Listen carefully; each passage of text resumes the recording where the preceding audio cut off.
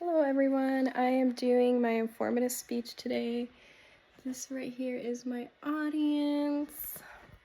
And then we're gonna go ahead and go back to my PowerPoint. There we go.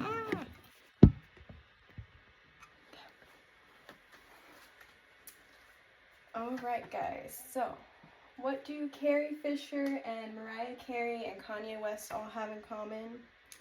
If you answer that they're all celebrities, you would technically be correct, but did you also know that they are all diagnosed as bipolar? Here. Today I will be discussing bipolar disorder. I chose this topic because currently I'm enrolled at Red Rocks Community College as a psych major, and I really want to work in the mental health field, so I thought this would be a great segue for me to learn a little bit more about a disorder like this.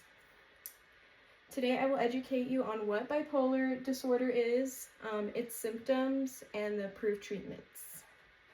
Next slide. So what is bipolar disorder? It is categorized as a mood disorder. It is put into two types, bipolar type 1 and bipolar type 2, and it is believed to be genetic and biological. Next slide. So what is bipolar? The Bipolar Information Guide, published in 2014, defines bipolar disorder as a mood disorder where the person experiences episodes of mania, hypomania, and depression. Like I said, they're categorized into two groups. So we'll start with the two types today. We have type 1, which is categorized by episodes of mania and depression. These episodes will generally last weeks or months. Whereas type 2 is hypomania and depression. Again, these episodes are going to last variably. Usually with type 2, the depression will last longer, whereas type 1, the mania will last longer. Alright. So the OpenStax textbook, published in 2014 on psychology, is actually the textbook that I'm using in my psychology class, describes that there is a biological cause for people with bipolar disorder. Essentially, you have these neurotransmitters in your brains. There are chemical messengers, so they carry hormones throughout your body that help with everyday function. So specifically, people with bipolar disorder, their norepinephrine and serotonin transmitters are disrupted. These neurotransmitters actually help with sleep, mood, and appetite. They also did conduct research that showed that people who have a family history of bipolar disorder are actually twice as likely to inherit it. Okay, going on to our next slide. So we're gonna now that I've discussed what bipolar disorder is, now we're gonna go over some of the symptoms that you'll see in the different episodes. So the 3 episodes I have mentioned are mania, depression, and hypomania. I'm gonna go to our next slide.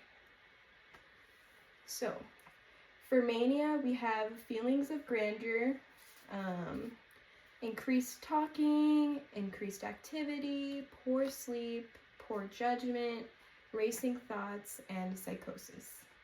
And then for depression, it's going to kind of be on the opposite side a little bit. So you're going to have loss of interest in previously enjoyed things, irregular sleep patterns, suicidal thoughts, weight loss or weight gain, feelings of guilt and worthlessness, and an inability to concentrate, and psychosis once again. So I'm sure a lot of these are self-explanatory. So I'm going to go into the ones that maybe you guys aren't familiar with. So feelings of grandeur are usually when the person is kind of like, I'm trying to think of the best example. They kind of see themselves almost like, here, let me go back. They almost like aren't entirely in touch with reality. They may believe that they're like special or chosen in some kind of way. It actually ties into the psychosis of mania. A lot of times people who fall into psychosis as well will almost believe that they're chosen by God or something like that along those lines. For the psychosis and depression, it's usually themes more around feelings of self-worthlessness or guilt. This information came again from the Bipolar Information Guide. Okay. And then the last one we're going to discuss is hypomania. Hypomania is a less severe form of mania. You'll still see some increased energy levels, like I said, like talking too rapidly or racing thoughts. Oh, and I would also like to mention some parts of psychosis with bipolar disorder include auditory or visual hallucinations.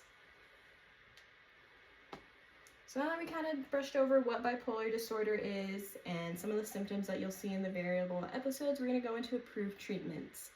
So according to the Mayo Clinic, published in 2024, I believe it was edited in 2024, the two biggest approved treatments are going to be types of psychotherapy and medicine therapy. So go ahead and go on to our next slide. So the types of psychotherapy that the Mayo Clinic published about were psychoeducation, which is a form of therapy where the person who is diagnosed with bipolar will learn more about the disorder and how they feel about it. They may even learn about triggers or what to do if they start feeling like a manic or depressive state happening. The next one, cognitive behavioral therapy. Cognitive behavioral therapy is used in a lot of ranges, not just for people who are bipolar, but it essentially is replacing negative talk or negative thoughts with positive talk or thoughts. And then we also have group therapy and family-focused therapy. Those kinds of therapies are kind of aimed at building support systems for people who are bipolar. And then for their medication therapy, they published about antipsychotics, mood stabilizers, antidepressants, and anti-anxieties. So with antipsychotics and mood stabilizers, those are kind of just to help manage the more manic episodes. Antidepressants are useful, however, most physicians are very cautious about it because you cannot just prescribe antidepressants because they can trigger manic episodes. So usually they will be prescribed in conjunction, or even some pills are built with both in them. And then anti-anxieties are good, obviously, because people with bipolar will also suffer from anxiety, or it even helps with sleep because a lot of them have irregular sleep patterns. Okay.